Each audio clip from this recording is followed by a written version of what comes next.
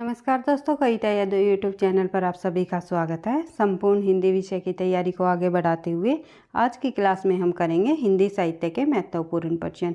हिंदी साहित्य से संबंधित संपूर्ण हिंदी साहित्य से संबंधित उन सभी महत्वपूर्ण प्रश्नों को हम करेंगे जो कि परीक्षा की दृष्टि से अति महत्वपूर्ण है। विद सॉल्यूशन के साथ हम प्रश्नों को करेंगे क्योंकि एक श्रृंखला हमने चलाई हुई है, एक सीरीज चलाई हुई है जिसमें हिंदी साहित्य के जितने भी महत्वपूर्ण प्रश्न हैं उनको हम विद सॉल्यूशन के साथ करते हैं ताकि एक प्रश्न के साथ आपको उनके और अन्य तथ्य भी आपको देखने को मिले। किसी भी प्रकार से अगर परीक्षा में प्रश्न पूछ लिया जाए तो उसका आप सही आंसर कर सको। तो आज की क्लास में प्रश्न संख्या 616 से लेकर 630 तक करेंगे क्योंकि 615 तक हम पहले कर चुके हैं। जिस भी परीक्षा में हिंदी साहित्य से संबंधित प्रश्न पूछे जाते हैं उन सभी के लिए ये क्लास काफ़ी हेल्पफुल रहेगी, मददगार साबित होगी। चाहे DET+B की परीक्षा हो, TGT PGT परीक्षा हो या NTA NET की परीक्षा हो या फिर किसी भी स्टेट की कोई भी परीक्षा हो जिसमें साहित्य से संबंधित प्रश्न पूछे जाएंगे तो सभी के लिए ये क्लास काफ़ी मददगार साबित होगी। तो देख लेते हैं प्रश्न नंबर 1। 616 शुक्ल जी ने आदिकाल की 12 रचनाओं का अपने इतिहास में उल्लेख किया है। इनमें साहित्यिक पुस्तकें 4 हैं। इनकी भाषा क्या है? तो ये पूछा हुआ है कि जो 12 रचनाएं जो आचार्य रामचंद्र शुक्ल ने अपने हिंदी साहित्य के इतिहास ग्रंथ में आदिकाल की 12 रचनाओं का उल्लेख किया है उसमें साहित्यिक पुस्तकें 4 हैं। उन 4 जो पुस्तकों की भाषा पूछी हुई है, क्या भाषा है? तो हम देख लेते हैं। इसका जो सही आंसर हो जाएगा वो हो जाएगा अपभ्रंश, क्योंकि ये 4 जो पुस्तकें हैं वे अपभ्रंश भाषा में लिखी गई है और जो अन्य 8 जो पुस्तकें होगी वे देसी भाषा में लिखी गई पुस्तक है इनकी। तो देख लेते हैं इससे संबंधित और अन्य तथ्य। अपभ्रंश भाषा की 4 पुस्तकों को रामचंद्र शुक्ल ने साहित्यिक पुस्तकें माना है। 4 पुस्तकें कौन कौन सी है? तो देख लेते हैं। विजयपाल रासो कवि नल्ह द्वारा लिखी गई और हमीर रासो सारंगधर जी द्वारा लिखी गई। कीर्तिलता इनकी जो रचना है वो विद्यापति द्वारा लिखी गई और कीर्ति पताका विद्यापति द्वारा लिखी गई। तो ये जो 4 रचनाएं हैं आचार्य रामचंद्र शुक्ल ने ये इन 4 रचनाओं को अपभ्रंश भाषा की रचनाएं माना है और अपभ्रंश भाषा की रचना मानने के कारण ही जो है आचार्य रामचंद्र शुक्ल ने विजयपाल रासो को रासो साहित्य के अंतर्गत स्थान नहीं दिया। ये तथ्य भी आपको ध्यान रखना है। तो देख लेते हैं और अन्य तथ्य इससे संबंधित। अपभ्रंश भाषा अपभ्रंश का परिवर्तित रूप या उत्तरकालीन अवस्था का नाम अवहट दिया गया है। कई बार पूछा जाता है अपभ्रंश का जो उत्तरकालीन अवस्था का नाम क्या है? तो अवहट कहा जाता है। अपभ्रंश भाषा के बाद और हिंदी भाषा से पहले जो बीच की भाषाएं रही है वो कौन सी भाषा है? अवहट। 11वीं से 14वीं शताब्दी के अपभ्रंश रचनाकारों ने अपने अपने रचनाओं की भाषा को अवहट कहा है। अपनी अपनी रचनाओं की भाषा क्या कहा है? 11वीं से 14वीं शताब्दी के अपभ्रंश साहित्यकारों ने कहा है अवहट भाषा। और संस्कृत भाषा संस्कृत भारतीय उपमहाद्वीपीय की एक भाषा है। इसमें देववाणी तथा सुर भारती भी कहा जाता है। संस्कृत भाषा का दूसरा अन्य नाम क्या है? देववाणी या सुर भारती। ये पूछा जा सकता है संस्कृत भाषा का निम्नलिखित में से दूसरा नाम क्या है? तो यह विश्व की सबसे प्राचीन भाषा है, ये आप सभी को पता है। सबसे पहले आई संस्कृत यानी कि सबसे पहले वैदिक संस्कृत, फिर आई लौकिक संस्कृत, फिर निकल कर आई पाली, फिर प्राकृत से निकली अपभ्रंश, अपभ्रंश से फिर जो है अवहट के बाद जो है हिंदी और फिर हिंदोत्तर जो भाषाएं जो है आप लोगों को देखने को मिली। तो देख लेते हैं सबसे पुरानी कौन सी हुई? पाली। तो इसके बाद देख लेते हैं प्रश्न से इससे अन्य तथ्य हम देख लेते हैं। पाली भाषा से संबंधित कुछ तथ्य।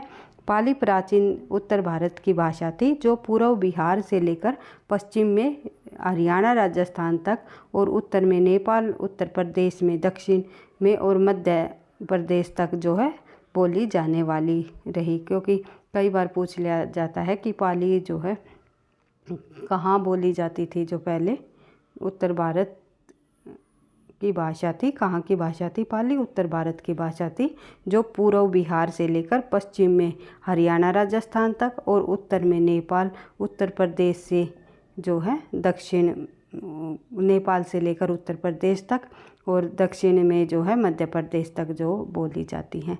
तो देख लेते हैं आगे। प्राकृत भाषा के संबंध में जब हम बात करें तो आर्य युग के मध्य युग में अनेक प्रादेशिक भाषाओं का उदय हुआ, जिसे सामान्य रूप से प्राकृत कहा जाता है। उसके बाद देख लेते हैं प्रश्न संख्या 617। 617 में हम देखेंगे कि हिंदी में शिकार कथाओं के लेखन का श्री गणेश किसने किया। जो शिकार कथाएं लिखी जाती थी हिंदी के अंतर्गत, तो हिंदी साहित्य में शिकार कथाओं का लेखन का जो श्री गणेश किया, वे विद्वान रहे, वे लेखक रहे, वे साहित्यकार रहे श्री राम शर्मा जी। तो देख लेते हैं आगे श्री राम शर्मा जी से संबंधित महत्वपूर्ण तथ्य। श्री राम शर्मा का जन्म 23 मार्च 1896 ईस्वी को उत्तर प्रदेश के मैनपुर जिले के सिकोहाबाद तहसील के किरथाना गांव में हुआ। इनका जन्म भी आप ध्यान रख सकते हो क्योंकि कई बार परीक्षाओं में पूछा जाता है। तो देख लेते हैं, इनके दादा जमींदार थे, परंतु दुर्भाग्य से उनके पिता पंडित रेवतीराम शर्मा का निधन अल्पायु में ही हो गया। रिश्तेदारों तथा अन्य जमींदारों के कुचक्कर से उनकी पैतृक संपत्ति जाती रही। शर्मा जी की माता जी ने 3 बेटों के साथ संघर्षपूर्ण जीवन व्यतीत किया। यानी जो श्री राम शर्मा जी रहे, जिन्होंने हिंदी में शिकार साहित्य की रचना की थी, तो वे कितने भाई थे? 3 भाई थे। तो तीनों भाइयों में जो है उनकी माता ने जो है अपने तीनों पुत्रों के साथ एक संघर्षपूर्ण जीवन व्यतीत किया है। स्वयं खेती की और बेटों का पालन पोषण किया। शर्मा जी को आरंभिक शिक्षा उनके बड़े भाई से मिली। उसके बाद देख लेते हैं आगे इससे संबंधित और अन्य तथ्य भी है। भाई एक प्रश्न से संबंधित मैं अधिक से अधिक तथ्यों को लाने की कोशिश करती हूँ ताकि आपको बार बार रिवीजन के साथ जो है आपके प्रश्न जो क्लियर होते जाए और किसी भी प्रकार का कोई डाउट न रहे। कई तथ्य ऐसे होते हैं जो एक ही साहित्यकार से मिलते जुलते दूसरे साहित्यकार के भी होते हैं, तो वे बार बार आप लोगों पढ़ोगे तो उनमें तो आपको डिफरेंट भी पता चल जाता है, अंतर भी पता चल जाता है। तो देख लेते हैं, हिंदी के शिकार साहित्य और संस्मरण साहित्य के प्रतिष्ठित रचनाकार माने जाते हैं। कहते हैं कि उनके एक हाथ में कलम रहती थी, दूसरे हाथ में बंदूक रहती थी। हिंदी पत्रकारिता के क्षेत्र में उनकी दीर्घकालीन सेवा अविस्मरणीय रही है और साथ ही भारतीय स्वाधीनता संग्राम में उनकी सहभागिता को भी भुलाया नहीं जा सकता। तो देख लेते हैं आगे, श्री राम शर्मा जी ने किस पत्रिका का जो संपादन कार्यभार भी संभाला है, ये भी हम देख लेते हैं। 1920 ईस्वी में प्रताप कानपुर का संपादन संभाल लिया था। कब? 1920 में। प्रताप जो कि गणेश शंकर विद्यार्थी की ने प्रताप पत्रिका का संपादन किया था, तो उन्हीं का जो 1920 ईस्वी में प्रताप पत्रिका का जो संपादन कानपुर में जो है इन्होंने संभाल लिया था। किन्होंने? श्री राम ने। 1938 में वह लोकप्रिय मासिक विशाल भारत के भी संपादक बने, यानी कि विशाल भारत पत्रिका में भी उन्होंने अपना जो है योगदान दिया संभालने में। जो कि विशाल भारत किस प्रकार की पत्रिका है? मासिक पत्रिका है। और अवैतनिक रूप से 1952 ईस्वी तक यह सेवारत रहे और मोहन सिंह सेंगर और अज्ञे जी उनके सह संपादक रहे। कौन थे सह संपादक? मोहन सिंह सेंगर और अज्ञे जी। 1938 से लेकर के 1962 तक विशाल भारत के ये संपादक बने। कब से कब तक? 1938 से लेकर के 1962 तक। बढ़ते हैं आगे, प्रश्न संख्या 618 देख लेते हैं। अपभ्रंश की उत्तरकालीन अवस्था का नाम बताइए। तो अभी हमने पढ़े थे अपभ्रंश की जो उत्तरकालीन अवस्था है वो अवहट है। अपभ्रंश और हिंदी के बीच की जो भाषा रही, अवहट भाषा रही। 11वीं से लेकर के 14वीं शताब्दी के बीच के जो रचनाकार रहे, उन्होंने अपनी जो साहित्य की जो भाषा रही, लेकिन जो साहित्य का इतिहास, उन्होंने जो भी रचनाएं लिखी वो अवहट भाषा में लिखी, तो अपनी रचनाओं को अवहट भाषा कहा है। बढ़ते हैं आगे, अगला प्रश्न हमारा प्रश्न संख्या 619। मगही किस हिंदी प्रदेश की बोली है? तो मगही आप सभी को पता है बिहार के अंतर्गत बोली जाती है। बिहार की कौन सी बोली है? मगही। तो देख लेते हैं, इसे देवनागरी लिपि भी कहा जाता है।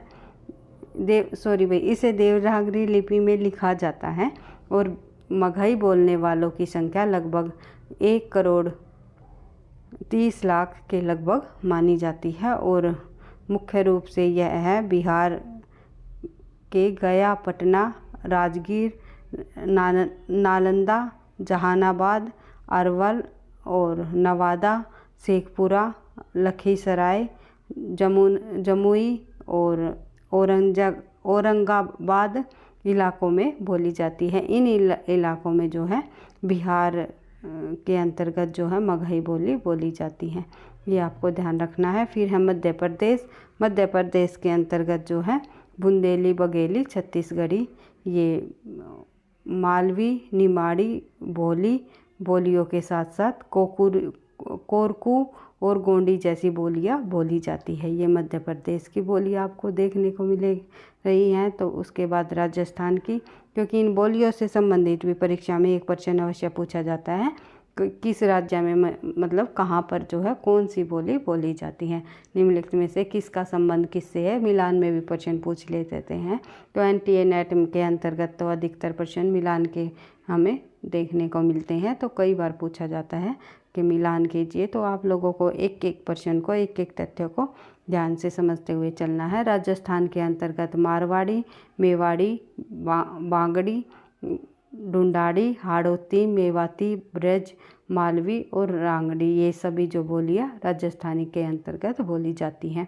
फिर बात करते हैं छत्तीसगढ़ की। तो छत्तीसगढ़ी, मगही, उड़िया, भतरी, हल्बी, सदरी, ये सभी बोलियां जो है छत्तीसगढ़ के अंतर्गत बोली जाती हैं।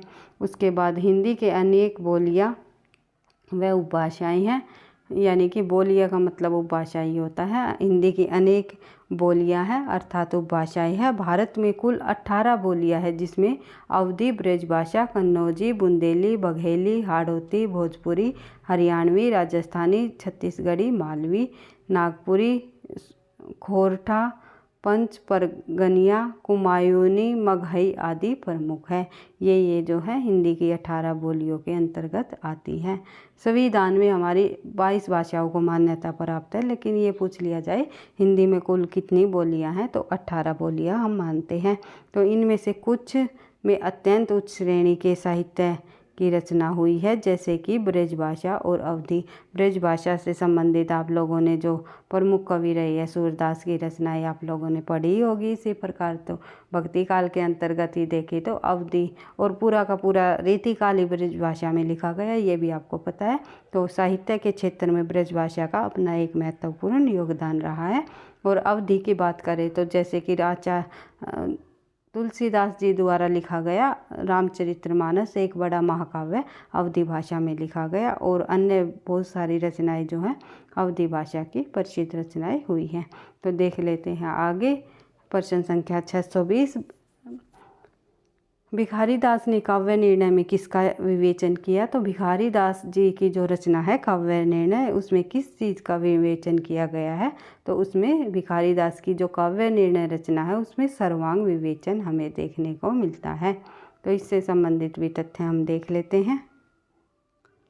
जब हम बात करें भिखारी दास की काव्य निर्णय की रचना की, तो इसके अंतर्गत हमें जो है काव्य प्रयोजन, काव्य हेतु, काव्य पुरुष स्वरूप, भाषा, गुण, शब्द शक्ति, रस, सामग्री, गुणीभूत व्यंग्य, अलंकार गुण, शब्दालंकार, चित्रालंकार, दोष आदि का सम्यक विवेचन हमें देखने को मिलता है। यानी कि एक प्रकार से जो है काव्य शास्त्र के अंतर्गत जो आने वाले जितने भी काव्य के अंग रहे हैं उन सभी को इसमें समाहित किया हुआ है। भिखारी दास की जो काव्य निर्णय रचना है एक प्रकार से सर्वांग निरूपण की रचना मानी जाती है। फिर बात कर लेते हैं छंदोर्ण और पिंगल की। तो ये रचना जो है भिखारी दास की छंद निरूपण से संबंधित रचना है। भिखारी दास में आलोचक दृष्टि व मौलिक चिंतन दिखाई देता है। बढ़ते हैं आगे प्रश्न संख्या 621। मुड़ मुड़ कर देखता हूँ किसकी रचना, किसकी आत्मकथा है? ये एक प्रकार से क्या है? आत्मकथा। ये भी पूछा जा सकता है मुड़ मुड़ कर देखता हूँ किस विधा की रचना है? ये आप लोगों को ध्यान रखना है, आत्मकथा है। और किसकी है? ये है राजेंद्र यादव की। तो देख लेते हैं इससे संबंधित भी प्रमुख कृतियाँ राजेंद्र यादव की। और अन्य प्रमुख कृतियाँ परीक्षा में पूछी जाती हैं। तो उपन्यास के अंतर्गत आते हैं राजेंद्र यादव के सारा आकाश, उजड़े हुए लोग, सह और मात, 1 इंच मुस्कान मनु भंडारी के साथ इन्होंने लिखी थी। राजेंद्र यादव और मनु भंडारी की जो मतलब दोनों ने मिलकर जो रचनाएं लिखी है वो है 1 इंच मुस्कान, और ये इनके उपन्यास है। उल्टा, अनदेखा, अनजाने पुल, मंत्रविद, एक था शैलेंद्र इनकी प्रमुख रचना रही है, कई बार पूछी जाती है। फिर है राजेंद्र यादव की प्रमुख कहानियाँ, कहानी संग्रह। तो देख लेते हैं कौन कौन सी कहानी संग्रह है। देवताओं की मूर्तियाँ, खेल खिलौने, जहाँ लक्ष्मी कैद है, ये इम्पोर्टेंट है। छोटे छोटे ताजमहल भी इम्पोर्टेंट है। किनारे से किनारे तक, टूटना वेरी इम्पोर्टेंट, वही कई बार पूछा गया है। ढोल और अपने पार, वहाँ पहुँचने की दौड़, हासिल तथा अन्य कहानियों की बात करें तो चौखटे तोड़ते त्रिकोण, ये सभी जो कहानी और कहानी संग्रह राजेंद्र यादव की है। ये बार बार परीक्षाओं में पूछी जाने वाली रचनाएं हैं। तो देख लेते हैं कविता संग्रह, तेरी आवाज़ तेरी है, ये जो है इनका कविता संग्रह है। फिर आलोचना की बात करें तो कहानी स्वरूप और संवेदना, कहानी अनुभव और अभिव्यक्ति, 18 उपन्यास, प्रेमचंद की विरासत, उपन्यास स्वरूप और संवेदना, ये जो सभी कीर्ति आपको दिखाई दे रही है ये सभी आलोचना है।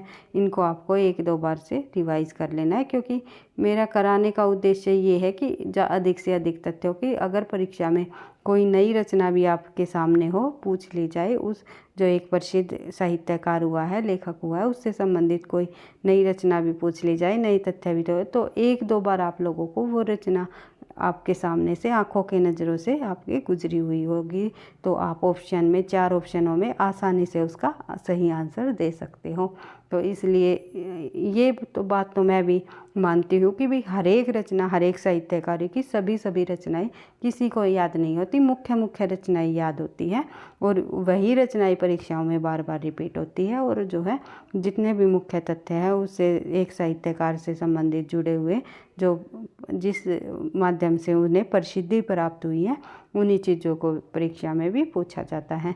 तो आप लोगों को पढ़ना सब कुछ है, लेकिन बिल्कुल ध्यान उन तथ्यों पर देना है जो परीक्षा की दृष्टि से अति महत्वपूर्ण है। तो मेरा उद्देश्य इतना है, तथ्यों की हम इम्पोर्टेंट तथ्यों की बार बार रिवीजन करते हुए चलने के साथ साथ जो है नए तथ्यों को भी करते हुए आगे बढ़ेंगे। तो इसी प्रकार हर एक परीक्षा की तैयारी होती है, और बार जो है आप लोग जब इतने समय से तैयारी में लगी रही होगे तो जो आपकी मेहनत है, सफलता है, वो आपको अवश्य आपकी मेहनत आपको सफलता अवश्य ही दिलाएगी। तो देख लेते हैं, काफ़ी बात हो गई भाई, बढ़ते हैं अपने टॉपिक पर। तो देख लेते हैं संस्मरण, वे देवता नहीं, राजेंद्र यादव का संस्मरण है। फिर है आत्मकथा मुड़ मुड़ कर देखता हूँ, और इसके अंतर्गत एक तथ्य और बताना चाहूँगी मैं, राजेंद्र यादव ने जो है हंस पत्रिका का भी संपादन किया था बाद में जा कर के। पहले जो है प्रेमचंद जी ने हंस पत्रिका के संपादक बने थे, फिर जो है आगे जा कर के राजेंद्र यादव ने भी हंस पत्रिका का संपादन कार्यभार संभाल लिया था। उसके बाद बढ़ते हैं अगले प्रश्न पर, प्रश्न संख्या 622। मणिकर्णिका के लेखक कौन है? तो मणिकर्णिका के लेखक, कई बार आप लोगों ने पढ़ी है ये रचना, मणिकर्णिका के लेखक तुलसीराम है, जो कि एक दलित साहित्यकार है। तो देख लेते हैं आगे, अगला जो तथ्य है हमारा, इस प्रश्न से संबंधित अन्य तथ्य देख लेते हैं। और भाई वीडियो आपको पसंद आती है, लगता है कहीं ना कहीं परीक्षा की दृष्टि से आपको मदद करेगी, तो प्लीज़ लाइक कर दिया करो, क्योंकि आपके लाइक और कमेंट से ही जो है नेक्स्ट क्लास बनाने का मुझे मोटिवेशन भी मिलता है। तो देख लेते हैं, किताब में डॉक्टर तुलसीराम ने मुर्दैया के आगे का जीवन, यानी अपने बचपन के मुर्दैया का साथ छोड़ बनारस का हाथ पकड़ने और उसके बनारस हिंदू विश्वविद्यालय में 10 साल का जीवन संघर्ष जो है बताया है इस किताब में, यानी कि तुलसीराम द्वारा मणिकर्णिका की जो है, इसमें उन्होंने अपने 10 साल के जीवन का संघर्ष को वर्णन किया है उनके बनारस हिंदू विश्वविद्यालय में उसके बाद मणिकर्णिका प्रसिद्ध दलित साहित्यकार तुलसीराम की आत्मकथा मुर्दैया का दूसरा भाग है। पहला भाग मुर्दैया का दूसरा भाग कौन सा है? तुलसीराम। उसके बाद देख लेते हैं दलित आत्मकथाओं में डॉक्टर तुलसीराम का जो 2010 में प्रकाशित पहला खंड मुर्दैया एवं दूसरा खंड जो है 2013 में मणिकर्णिका दलित समाज की त्रासदी और भारतीय समाज की विडंबना का सामाजिक, आर्थिक और राजनीतिक आख्यान इसमें दर्शाया गया है। बढ़ते हैं आगे। यह कीर्ति समाज, संस्कृति, इतिहास और राजनीति की उन परतों को उगाड़ती है जो अभी तक अनकहा और अनछुआ रहा है और बौद्धकों को भारतीय समाज के सच का आईना दिखाती है कि देखो 21वीं शताब्दी में भारत की तस्वीर कैसी रही है। ये जो है बताती है। ये केवल एक आत्मकथा भर नहीं अपितु पूरे दलित साहित्य की पीड़ा का यथार्थ रूप प्रस्तुत करती है और उनकी भोगी हुई अनुभूति है। ये आप लोगों को जो है जब इस आत्मकथा को पढ़ोगे तो आपको जो है महसूस भी हो जाएगा। तो बढ़ते हैं आगे। प्रश्न संख्या हमारी 23 देख लेते हैं। लेटर बॉक्स कहानी के लेखक कौन है? लेटर बॉक्स कहानी के लेखक निम्नलिखित में से है अज्ञे जी। तो अज्ञे जी ने कहानी लिखी लेटर बॉक्स। अज्ञे जी से संबंधित तथ्य देख लेते हैं। तो देख लेते हैं अज्ञे जी का पूरा नाम जो है सचिनानंद हीरानंद वात्सायन अज्ञे है। अज्ञे इनका उपनाम रहा है, ये आपको ध्यान रखना है। और 7 मार्च 1911 ईस्वी में 4 अप्रैल इनका जन्म हुआ और 4 अप्रैल 1987 में इनकी मृत्यु हो गई। डॉक्टर कृष्ण दत्त पालीवाल के अनुसार जो है इनकी कहानियों को प्रस्तुत किया गया। इनकी कहानियाँ जो है डॉक्टर कृष्ण दत्त पालीवाल ने 10 कहानियों को प्रस्तुत किया। बढ़ते हैं। कृष्ण दत्त पालीवाल ने कितनी कहानियाँ प्रस्तुत की? अज्ञे जी की 10 कहानियों को प्रस्तुत किया, जिनमें कौन कौन शामिल है तो देख लेते हैं एक बार। मेजर चौधरी की वापसी, गैगरीन का दूसरा नाम जो रोज है, जो कि NTA नेट की परीक्षा में के पाठ्यक्रम में लगी हुई है। फिर है नागा की पर्वत की एक घटना, होली बोन की बतखे, पठार का धीरज, जयदोल, विवेक से बढ़कर, सांप, शरणदाता तथा कोठरी की बात। ये आगे कोठरी की बात है भाई, ये कोठरी की कोठरी की बात कई बार पूछी जाती है कि ये कहानी किसकी है, तो अज्ञे जी की है। बढ़ते हैं आगे। अज्ञे ने 3 उपन्यास भी लिखे। कौन कौन से? शेखर एक जीवनी, वेरी इंपॉर्टेंट भाई, काफ़ी बार परीक्षाओं में पूछे जा चुके रचनाएं हैं ये इनकी। तो शेखर एक जीवनी, नदी के द्वीप और अपने अपने अजनबी, ये इनके द्वारा लिखे गए 3 उपन्यास हैं। उसके बाद देख लेते हैं इनके द्वारा लिखे गए कुछ नाटक। उपन्यास के अंतर्गत ये जो है प्रसिद्ध हुए हैं। शेखर एक जीवनी इनका जो है काफ़ी प्रसिद्ध उपन्यास रहा है। नाटक के अंतर्गत जब हम देखें तो नाटक विधा इन्होंने अधिक नहीं लिखी। उत्तर प्रियदर्शनी नाम का नाटक लिखा। संपादन आधुनिक हिंदी साहित्य निबंध संग्रह लिखा, यानी कि ये आधुनिक हिंदी साहित्य संपादन आधुनिक हिंदी साहित्य नाम से इन्होंने निबंध संग्रह भी लिखा है। उसके बाद जब हम बात करें अज्ञे जी की, तो तार सप्तकों की वो है, ये संपादक भी रहे। इन्होंने कविता संग्रह जो लिखे तार सप्तक, जो कि 1943 में, दूसरा सप्तक कविता संग्रह उन्होंने 1951 में, तीसरा सप्तक इन्होंने जो है 1959 में, फिर चौथा सप्तक इन्होंने जो है 1979 में, फिर इन्होंने नई एकांकी 1952, रूपम्बरा नाम से 1960 में लिखी। उसके बाद एवं विभिन्न पत्र पत्रिकाओं का भी इन्होंने संपादन किया है। उसके बाद बात करें आगे, एक सेकंड। उसके बाद देख लेते हैं अज्ञे जी से संबंधित और अन्य तथ्य। तो अज्ञे को वर्ष 1978 ईस्वी में कितनी नावों में कितनी बार काव्य संग्रह के लिए भारतीय ज्ञानपीठ पुरस्कार से भी सम्मानित किया जा चुका है, ये भी आपको ध्यान रखना है। प्रश्न संख्या 24 अकेली कहानी किसकी है? तो अकेली कहानी की लेखिका मनु भंडारी जी रही है। तो इससे संबंधित देख लेते हैं। मनु भंडारी की बहुचर्चित कहानी अकेली एक मनोवैज्ञानिक कहानी है जिसकी नायिका सोमा है, सोमा बुआ है। तो कई बार पूछ लिया जाता है सोमा नामक नायिका या सोमा पात्र की निम्नलिखित में से आगे की किस कहानी की है या किस रचना की है? तो अकेली कहानी की है। मिलान में प्रश्न ये पूछे जाते हैं। पात्रों से संबंधित भी एनटीए नेट के अंतर्गत एक प्रश्न मिलान में पूछा जाता है। और DSSB या कि TGT PGT परीक्षाओं में कि कोई भी परीक्षा हो उनमें भी पात्रों से संबंधित एक प्रश्न अवश्य ही पूछ लिया जाता है। जो अकेली परित्ययुक्त जिसे त्याग दिया गया हो उस प्रकार की ये जो नारी है और यह कैसी है? बूढ़ी औरत है एक। बढ़ते हैं आगे। अगली जो मनु भंडारी जी की पहली कहानी की बात करें तो मैं हार गई मनु भंडारी की पहली कहानी थी। मनु भंडारी के लेखन का मुख्य क्षेत्र गद्य रहा। गद्य साहित्य में उन्होंने अधिक रचनाएं लिखी है। इसमें भी कथा लेखन केंद्र है और उनकी 12 कहानियाँ संग्रह मानी जाती हैं। कौन कौन सी देख लेते हैं। और सभी कहानी संग्रह इम्पोर्टेंट है परीक्षा की दृष्टि से, कहीं ना कहीं परीक्षाओं में पूछी जा चुकी है। तो एक प्लेट सैलाब, मैं हार गई इनकी पहली कहानी है। 3 निगाहों की एक तस्वीर, यही सच है। त्रिशंकु भी काफ़ी बार पूछी जा चुकी है। संपूर्ण कहानियाँ, ये जो है मनु भंडारी जी के कहानी संग्रह है। तो बढ़ते हैं आगे। प्रश्न संख्या 625 होगी जय पुरुषोत्तम नवीन नामक कहानी के लेखक कौन है?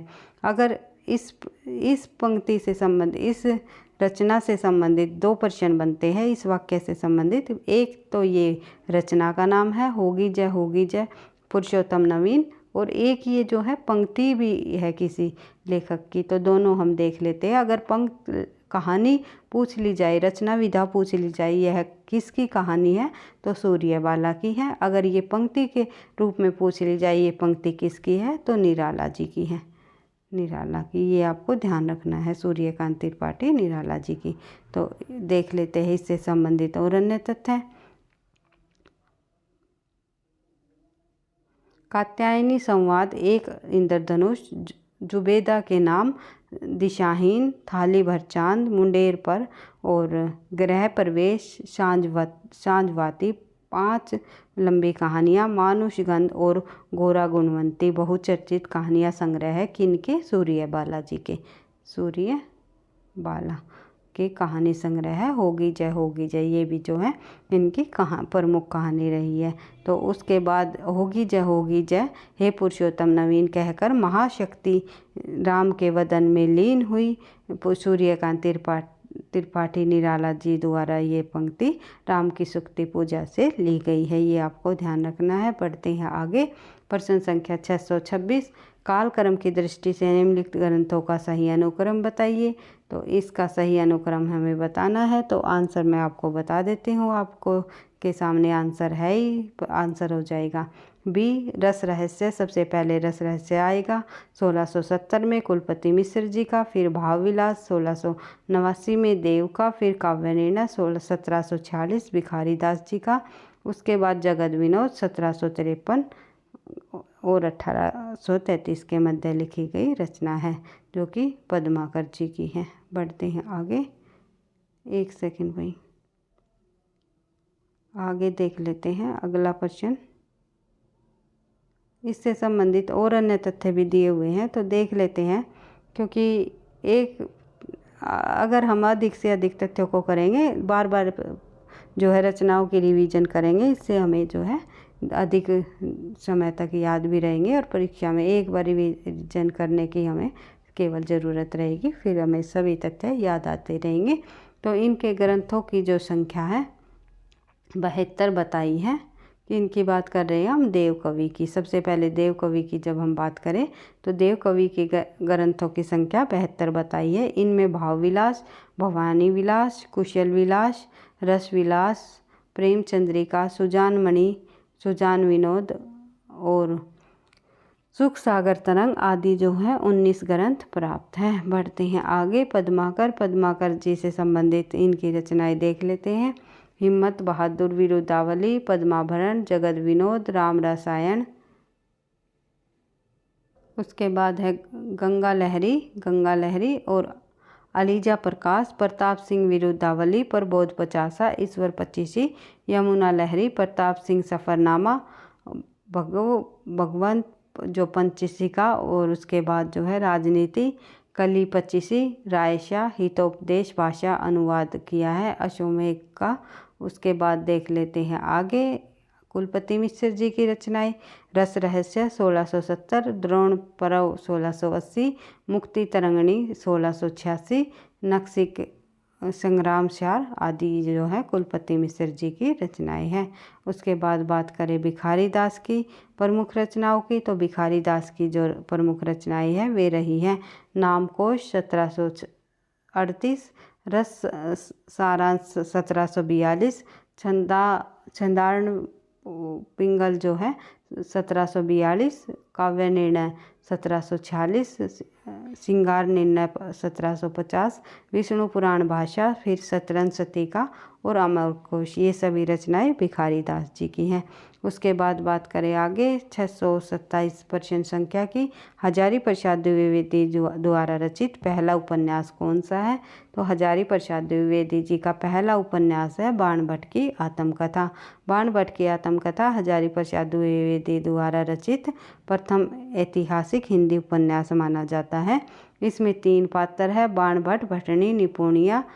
इस पुस्तक का प्रथम प्रकाशन 1946 ईस्वी में राजकमल ने किया है। उसके बाद देख लेते हैं हजारी प्रसाद द्विवेदी जी की और प्रमुख रचनाएं जो कि परीक्षा की दृष्टि से वेरी इंपॉर्टेंट है, बार बार पूछी जाती है, तो देख लेते हैं। कई बार क्रम वाइज भी लगाने को दे दिया जाता है प्रश्न। सूर साहित्य 1936, साहित्य हिंदी साहित्य की भूमिका 1940, फिर है भारत प्राचीन के कलात्मक विनोद 1952, कबीर 1942, नाथ संप्रदाय 1950, हिंदी साहित्य का आदिकाल 1952, आधुनिक हिंदी साहित्य पर विचार 1949, साहित्य मरम 1949। इस प्रकार से हजारी प्रसाद द्विवेदी की जो अन्य रचनाएं भी आप लोगों को देखने को यहाँ पर मिल जाएगी। बढ़ते हैं आगे। अगला प्रश्न हमारा प्रश्न संख्या 28, महात्मा गांधी के जीवन पर आधारित उपन्यास कौन सा है, तो हमने पहले भी पढ़ चुके हैं हम इस प्रश्न को। तो महात्मा गांधी के जीवन पर आधारित उपन्यास जो रहा है पहला गिरमिटिया महात्मा गांधी के जीवन पर गिरिराज किशोर द्वारा रचित एक हिंदी का उपन्यास है जो कि महात्मा गांधी पर आधारित है। इसके नायक हैं मोहनदास। कई बार पूछा जाता है मोहनदास निम्नलिखित में से जो है किसके नायक है या पहला गिरमिटिया का नायक कौन है, तो मोहनदास। बढ़ते हैं आगे। प्रश्न संख्या 629। एक सेकेंड। पीली आंधी उपन्यास की लेखिका कौन है, तो पीली आंधी का आप सभी को पता है प्रभा खेतान की जो पीली आंधी उपन्यास है, तो देख लेते हैं इससे संबंधित और अन्य तथ्य। प्रभा खेतान पीली आंधी उपन्यास की लेखिका प्रभा खेतान है। इसके और अन्य उपन्यास कौन कौन से हैं प्रभा खेतान जी के, आओ पेपे घर चले, छिन्नमत्ता, ये पीली आंधी, अग्निसंभव, तालाबंदी, अपने अपने चेहरे। इसमें से जो है आओ पेपे घर चले और छिन्नमत्ता काफ़ी बार पूछे जाने वाली रचनाएं हैं परीक्षा में, वेरी इंपॉर्टेंट। बढ़ते हैं आगे। कविता संग्रह भी देख लेते हैं प्रभा खेतान जी की। तो प्रभा खेतान जी की जो कविता संग्रह है वे देख लेते हैं। तो अपरिचित उजले 1981 में, सीढ़ियाँ चढ़ती ही मैं 1982, एक और आकाश की खोज में 1985, कृष्ण धर्मा में 1986, हुस्नो बांगो और अन्य कविताएं 1987, फिर है अहिल्या 1988। अहिल्या वेरी इंपॉर्टेंट है भाई, काफ़ी बार जो है पूछी जा गई है परीक्षा में। तो देख लेते हैं अगला तथ्य। अगला प्रश्न संख्या हमारी 630। वीडियो भाई काफ़ी लंबी हो गई, तो देख लेते हैं। मुकुल नामक कविता संग्रह किस रचनाकार का है, तो मुकुल नामक जो कविता संग्रह है वो है निम्नलिखित में से किसका, सुभद्रा कुमारी चौहान जी का। आज का ये हमारा अंतिम प्रश्न है।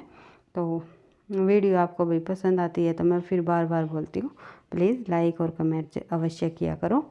तो देख लेते हैं।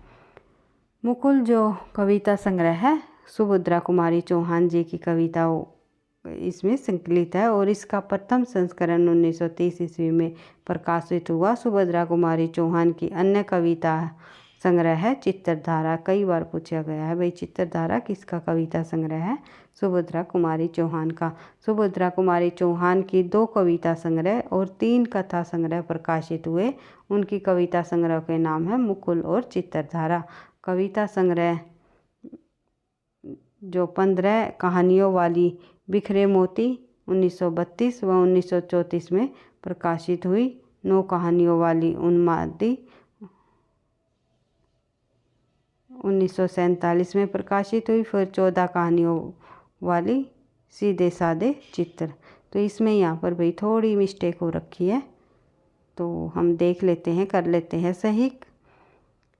यहाँ पर 15 कहानियों वाली बिखरे मोती प्रकाशित हुई 1932 में। फिर 1934 में प्रकाशित हुई 9 कहानियों वाली उन्मदी, ऐसे आएगा ये। 1947 में 14 कहानियों वाली सीधे सादे चित्र। इस प्रकार से इनकी रचनाएं प्रकाशित हुई। ये थोड़ा यहाँ पर जो है